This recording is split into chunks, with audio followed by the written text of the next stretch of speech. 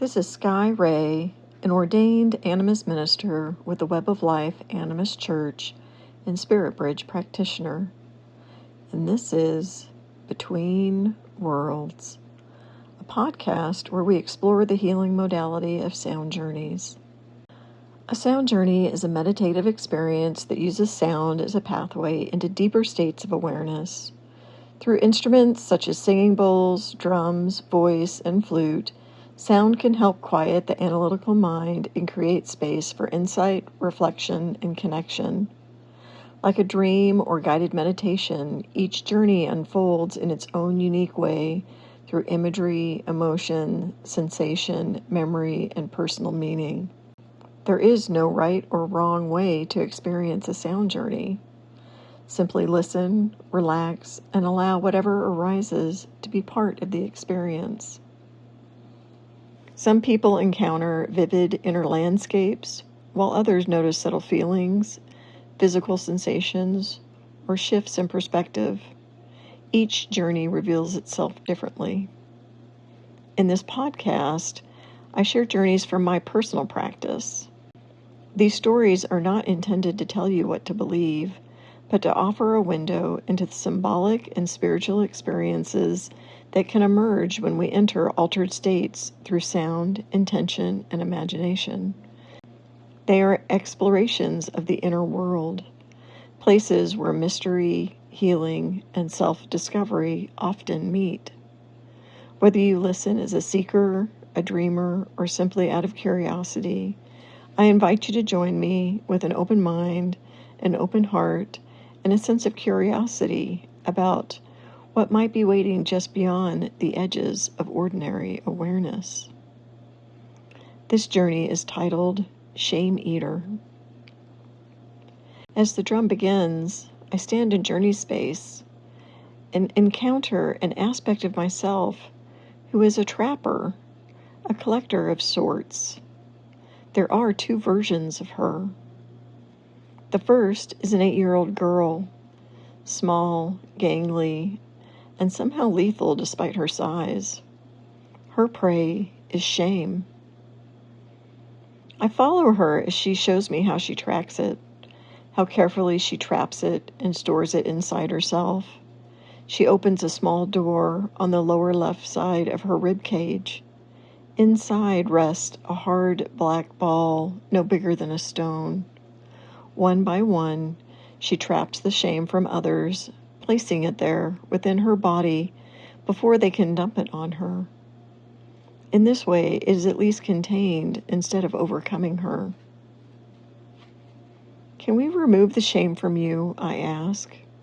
If I could take it out, perhaps she would finally feel relief. She simply replies, okay. Very carefully, I remove the black ball and hold it in the palm of my hand. Calling in the violet flame and the blue flame, we watch together as the ball begins to crackle and burn. It fizzles down into ash until all that remains is a small gray heap resting against my skin. The two of us lean closer to examine it. Suddenly, the ash implodes. An orange phoenix bursts from it in flames and shoots upward into the sky, disappearing from sight. We stare in stunned silence for a moment before collapsing in deep, uncontrollable laughter at the wonder of it. When the laughter fades, I ask her permission to clean the space where the shame had been stored. She nods. Using sage, I fill the small cavity with cleansing smoke, clearing and blessing the space within her. I place something new inside to honor the service she has given and to mark the beginning of a different cycle, one in which she no longer carries shame for others. At that exact moment, a burp escapes from me, literal and unexpected. A small prayer is spoken over the opening. The interior had once been dark, the walls blackened and decayed from years of carrying what was never hers. As the sage smoke moves through the space, a soft pink glow begins emerging beneath the charred surface. Light shines through tiny cracks in the walls. Quartz crystals are placed at key points within the cavity. Then a light sprinkling of fairy dust. Finally, I close the small door and seal it shut. Running my finger gently along its outline, I watch the scar sink back into the surrounding flesh until it completely disappears. When the healing is finished, there is no trace the opening was ever there. Then the second trapper appears. She is older now, perhaps 15 or 16, her body grown lean and wiry with adolescence. She lives deep in the wild. Her prey is predators. The work she does feels necessary, though I suspend my own judgment long enough to understand it before deciding what I think. She takes me through the forest, showing me the traps she has set, talking about the furs she has collected over time. She knows each of them individually. She speaks as if talking about old friends. There are many. Her bed is layered with them. Resembling the resting place of a Viking warrior, she throws herself across the pelts and rubs her face and body against them with unmistakable affection. And suddenly, I understand. She loves the predators she hunts. As though she has heard my thoughts, she sits upright and looks directly into my eyes. I know them all, she says. Predators have very few enemies. When they become old or sick or weak, their suffering can be terrible. I trap them so they do not die slowly and in agony. And then I understand completely. They are her allies, not her enemies, and she is their caretaker. As the drum begins to slow, and I return to the beginning, which is also the end. In this journey, I encountered two versions of a trapper, each carrying a different responsibility. At first glance, both seem to be hunters, maybe even killers. Yet, as the journey unfolds, it becomes clear that neither is motivated by violence or domination. Both are engaged in acts of care. The first trapper is a young girl whose prey is shame. Rather than allowing shame to overwhelm her, she captures it and stores it inside herself. The image suggests a familiar pattern found in many people who grow up in difficult environments. Children often become containers for emotions, projections, and burdens that do not belong to them. They absorb what others cannot or will not carry for themselves. One of the insights that stayed with me after this journey is how often shame arrives from outside ourselves. Shame is rarely born in isolation. It is frequently passed from one person to another. Someone who is carrying unprocessed pain, fear, anger, or self-hatred may unconsciously attempt to place those feelings onto someone else. Children are particularly vulnerable to this process because they are still learning who they are. What belongs to another can easily become incorporated into their own identity. The young trapper found a way to survive this dynamic. Rather than allowing shame to flood through her, she trapped it and contained it. While this protected her in some ways, it also required her to carry a burden that was never hers to hold. Many of us do something similar. We become collectors of shame, storing criticism, judgments, expectations, and projections inside ourselves long after their source has been forgotten. Over time, we may begin believing that these burdens are evidence of who we are rather than evidence of what we have endured. The journey offers another possibility. What if the shame we carry does not belong to us? What if it can be released, transformed, and returned to the fire? And what if beneath that burden, something beautiful has been waiting all along for the chance to emerge? What is remarkable is that the removal of the shame does not leave an empty space. From the ashes emerges a phoenix. Something hidden within the burden is released. The journey suggests that when we stop carrying what was never ours, we need not become less of ourselves. We become more fully who we have always been. The second trapper initially appears more dangerous. She hunts predators and surrounds herself with pelts.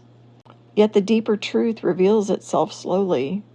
She knows each animal intimately. She loves them. She understands their suffering. What first appears to be a predation is actually a stewardship. She does not act out of fear or hatred, but out of compassion and respect. The second trapper is the part of the journey that lingered with me the longest. At first, she appears intimidating. She lives alone in the wilderness. She sets traps for predators. Her home is filled with pelts. Viewed from a distance, it would be easy to assume that she is motivated by domination, fear, or even cruelty. Yet the journey gradually reveals something entirely different. She knows each predator individually. She speaks of them with familiarity and affection. Their pelts are not trophies. They are reminders of relationships. The way she buries herself in them is not the behavior of a conqueror. It is the behavior of someone who misses old friends. What struck me most was the realization that she does not see herself as separate from the predators. She understands them. She recognizes their power, their beauty, and their place within the larger web of life. She does not fear them, nor does she romanticize them. She simply knows them. When she explains that predators often suffer greatly when they become old, injured, or weak, the entire meaning of her work changes. What initially appears to be hunting reveals itself as an act of mercy. She has taken on the difficult responsibility of ending suffering when the time comes. In many ways, she resembles an elder, a hospice worker, or a death tender more than a hunter. This is a role that is often misunderstood.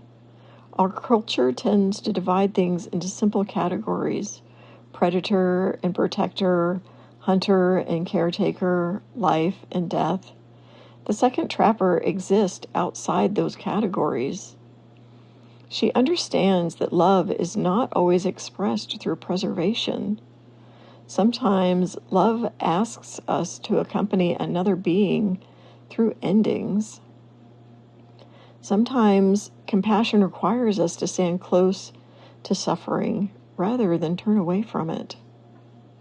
I also wonder if the predators represent powerful forces within ourselves.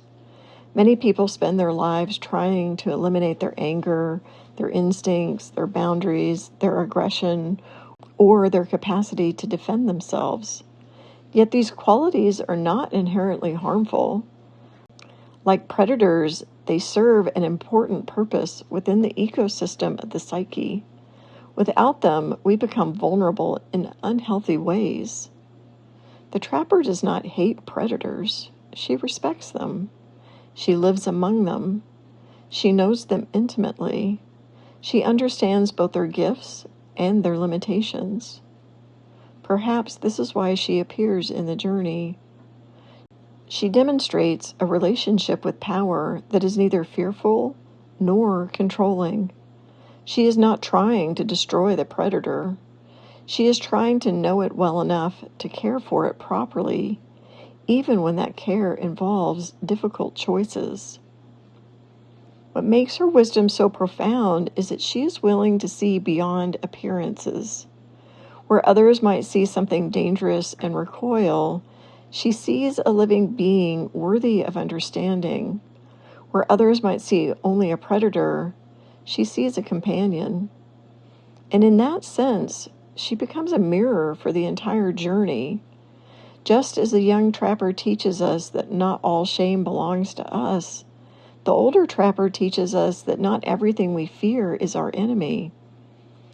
Some things become frightening only because we have never taken the time to know them. Together, the two trappers reveal an important lesson. We often misunderstand the roles that protective parts of ourselves have assumed. From the outside, they may appear harsh, strange, or even destructive. Yet, when we look more closely, we often discover they were trying to help in the only ways they knew how. Thank you for joining me, Sky Rey, Between Worlds. If there is one thing I hope you carry with you, it is the reminder that not everything you have taken on belongs to you, and not everything that appears frightening is your enemy. Sometimes we become collectors of burdens that were never ours to carry. Sometimes we learn to fear the very parts of ourselves that were trying to protect us. Yet when we slow down and look more closely, we may discover that beneath the shame, beneath the defenses, and beneath the wildness, there is something worthy of understanding and compassion. Until next time, may you find the wisdom to release what is not yours, the courage to know the parts of yourself you have been taught to fear, and the grace to meet them with curiosity rather than judgment. You may discover that what once seemed dangerous has been waiting all along to be known, loved, and understood.